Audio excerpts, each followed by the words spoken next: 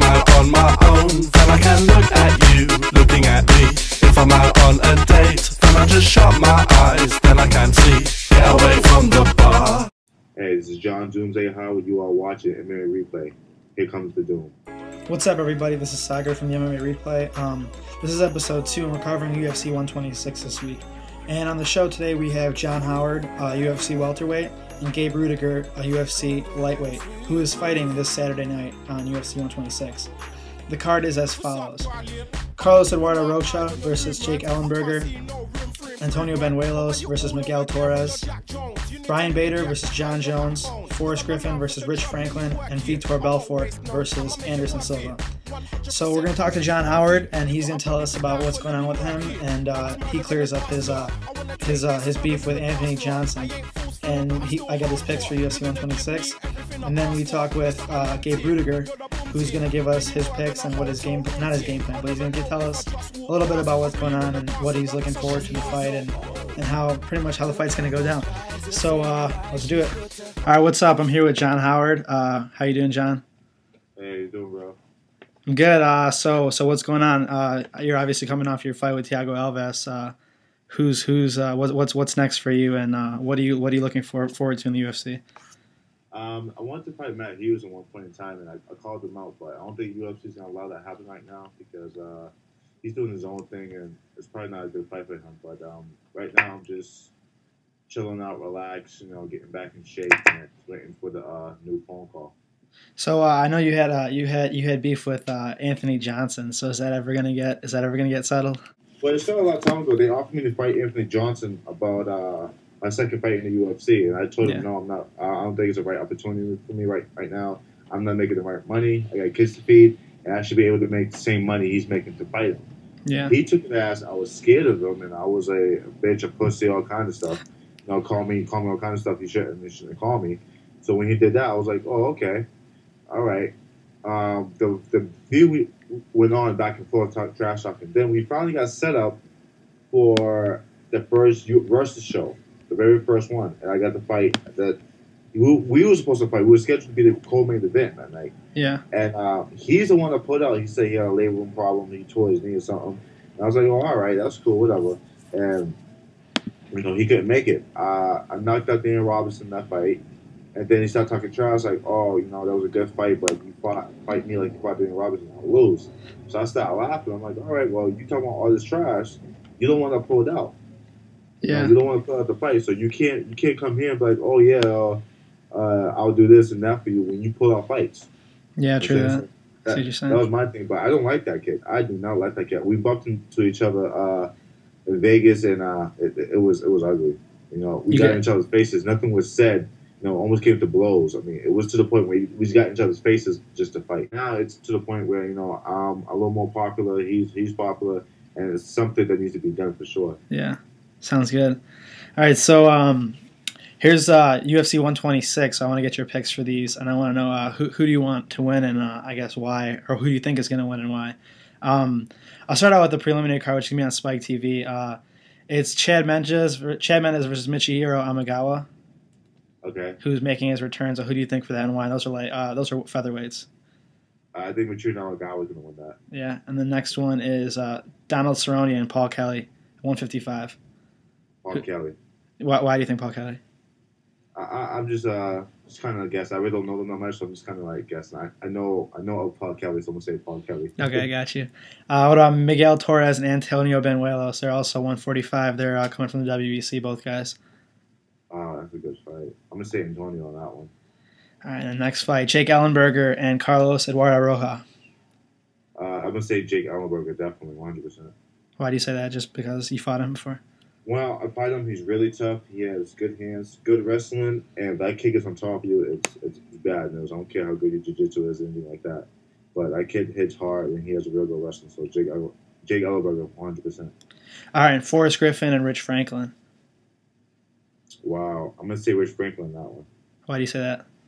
Well, Forrest's been off for a year. He's not coming back. Yeah. And I don't think that's the right fight for him. Rich Franklin is a tough opponent. He comes in good shape, and he has knockout power. And the last time I saw Forrest fight a southpaw, he got knocked out. So he doesn't do good against southpaw. So I think southpaw is going to be the real thing in the fight, and I think Reg Brakeman is going to hurt him in southpaw stance. All right, and the co-main event is a pretty big fight for both guys. John Jones and Ryan Bader. Who do you say and why?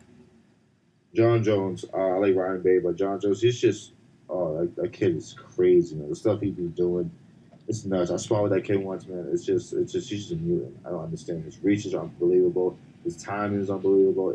His connecting is unbelievable. So, John Jones all the way. All right, and the final event, I'm sure you know what this is, Anderson Silva and Vitor Belfort. Who do you say and why? Anderson Silva, easy. Yeah. I think he has his fight in the bag.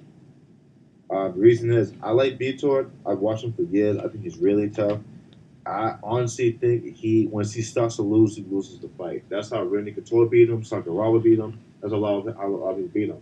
Like, first round's going to be amazing. It's going to be explosive. Second round is going to be decided fact. And I think what's going to happen is Silva can get beat up. He can get beat up and still come back. Like he did against Sonnen. Yeah. Like, Vitor cannot get beat up and come back. It never happens. Once he starts to get beat up just a little bit, he crumbles. It's weird. All right, so can you make a prediction on that fight? How do you think Anderson's going to win? I'm gonna say decision. Unanimous decision, Anderson Silva. Unanimous decision. Okay, thanks. Take care. Okay, what's up? This is MMA Replay. I'm here with Gabe Ruediger today, who is fighting on the UFC 126 preliminary card against Paul Taylor. Gabe decided to have this special screen on for his Skype interview, especially for my show, right? It's a present for all of your viewers. Awesome. So how is training? How's everything going since the last fight, obviously with Joe Lozon? Yeah, the last fight was horrible, but since then the training's been going very well. You know, I mean, I got injured in November, but I started back up. Or it was November or October. I think I got injured in October, actually. Yeah, and then I started training again at that very end of November, but this camp's been going awesome. I feel great. So would you consider this fight? Would this fight be considered for you as a must win, as like you need to win this fight? That seems to be a question everyone's asking. Is it must win? For me, every fight's must win. So nothing's changing for this fight. You're not going in with any additional pressure that maybe, obviously with the UFC's new policy, have they just been cutting people left and right? That you're not feeling any additional pressure from that? Nope, I just only get the pressure when people ask the question, and that makes me think about it. In reality, it's business as usual. I go out there, I'm gonna try to finish the fight, and Paul Taylor is telling me he's gonna be aggressive, and we're gonna, I'm not gonna pull back and hold back and be more cautious because I might lose my fight. I go to fight. I don't go to not lose. Yeah. So how was your training for this fight? Anything different than you've been doing normally, or is everything pretty much the same? I brought in a new kickboxing coach, Jimmy Romero. He's been helping me out a lot. I started doing new strength conditioning with Stark, as well as my Valley CrossFit. So I changed a lot of stuff up. I brought in my wrestling coach, Andy Dardominian. I've been working with him a lot, the SK Golden Boys. Doing a lot of jiu-jitsu. I've been just trying to improve in everything, I brought in Jimmy in particular because of, I needed someone with a good kickboxing background to work against Taylor. And so that we put together a game plan that's going to be perfect. Well, hopefully it's perfect to stuff his abilities and bring out my strengths. So Paul Taylor's primarily a kickboxer. I mean, obviously he had kickboxing fights before he was in the UFC. But for him, too, this fight's obviously he hasn't been doing too well in the UFC. I mean, they've kept him around for a while just because he puts on good fights, but he hasn't particularly been doing very well either. Yeah, I mean, he's an exciting fighter, and it's difficult. I think I probably have a bit more pressure than him because, I mean, the UK doesn't have a lot of UFC talent. So, I mean, regardless of how this – well, I mean, I don't know. If he loses to me, then he must really suck because I suck. So if he loses to me, he's horrible, so who knows.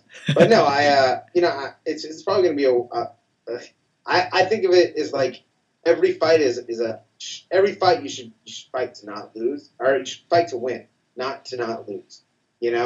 Fighters that fight not to lose, that fight like go cautious and worried, point fighting and wrestling and controlling the clock. It's not a fight, man. Like a fight to me is to make the guy tap, to knock the guy out. That's a fight, that was the basis of. I mean, the original UFC, there was no time limit. You went till someone was done. You know. Yeah. So I don't understand that the policy of some certain fighters that feel that it's necessary to fight, not to lose. Go out there and put it on the line. Fuck it. So your fight, I don't know. They did this for the last card. I just found this out that I guess Kid Yamamoto's fight against Demetrius Johnson is going to be on Facebook for UFC that they did last time they did it for Fight for the Troops. They put the prelims on there, so maybe your fight will be on there too then. I would hope so, but I mean, that's an awesome fight. I think that fight's right before mine, isn't it? Right after yours. Oh, right after mine. Yeah, because for the last UFC, they said they were going to put 2 prelims on, but they ended up airing like 5 or 6 prelims before the Fight for the Troops. So hopefully, I've got the bout order right here. Oh, really? Am I wrong? No, you are right. Actually, no, he's the fight before me. Oh, really? Then your fight will more likely than not be on the same preliminary card. You know what? I don't even pay any attention to that. It would be nice. The more FaceTime I get, the more money I make with my sponsors. So I'm hoping that I hope I make the Facebook stream, the Spike TV stream, and the and the pay-per-view. That's what I'm hoping. You got to go for a finish then. You got to go for a finish. Well, I don't look at my record. You know, yeah, I know. I have 1 decision loss, 1 decision win. Yeah. I don't fight to hold back. And if you look, a lot of those finishes are in the first round. Yeah. So, you know, that's how I fight, you know? That's how I roll. No pun intended. Yeah, exactly. So let's go through the card now. Let's see. Let's get your picks for the cards. I want to know who you want to win or who you think is going to win and why. Let's start out with your fight. Paul Taylor versus Gabe Ruediger. Who do you think and why? Paul Taylor to win by a vicious knockout. I want to be hospitalized. No, I want it to be something like $1 Million Baby. Did you ever see it? Yeah. Yeah, okay. Oh, that's how I want it to happen. Okay. That fight is going to be a great fight. I can tell you that much. I am going to say I am going to beat Paul Taylor. It'll either be the first or second round, and it's going to be a finish. I don't know how, but it will be a finish. Sounds good. Good prediction. Next fight is Kid Yamamoto versus Demetrius Johnson. And that's actually an awesome fight. Oh, man. yeah. I'm excited to see that. Demetrius Johnson just brings it in. And Kid, when he's on, is one of the most exciting fighters in the world. Yeah, he's dangerous, too. He's dangerous. I'm talking to some friends of mine in Japan, and they said that Kid actually, because Kid has a mediocre work ethic at times, but apparently he really trained seriously hard for this fight. So that fight's going to be awesome. I'm going to go Kid. I'm just throwing it out there. I think that fight's going to be amazing. I think that could be fight of the night. Next fight of the night is Chad Mendes and Michihiro Omagawa. Who do you pick and why? I'm going to go Mendes by decision. Mendes by decision. Next fight, Donald Cerrone and Paul Kelly. I think Cerrone is going to knock the oatmeal out of Kelly's mouth. You think so?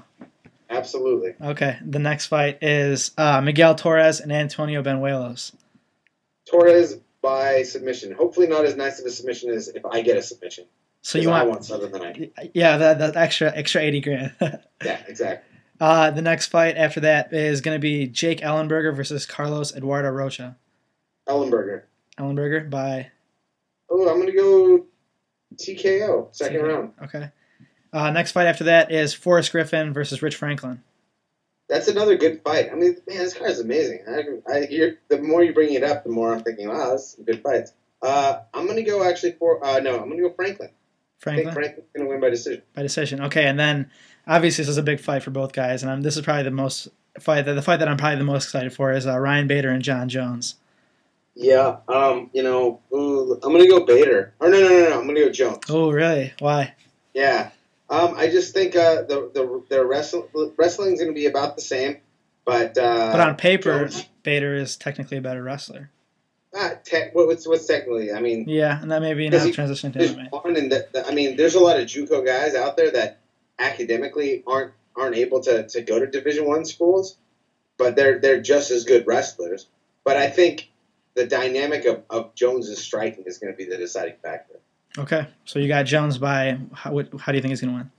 Ooh, I'm going to go decision. Decision. Okay, and the final fight of the night, obviously everyone's excited for this. Anderson Silva and Vitor Belfort. Who do you think and why? I like both guys, and I feel bad. I was just talking to Vitor's manager like 30 minutes ago, or no, an hour ago before my workout. But I'm going to go Anderson. I just think he's he's an animal, and on top of that, like, he's very mentally strong. I think that's I think if Vitor wins, it'll be the first round, but after the first round, it's going to be all Anderson. Okay, so that's the card right there.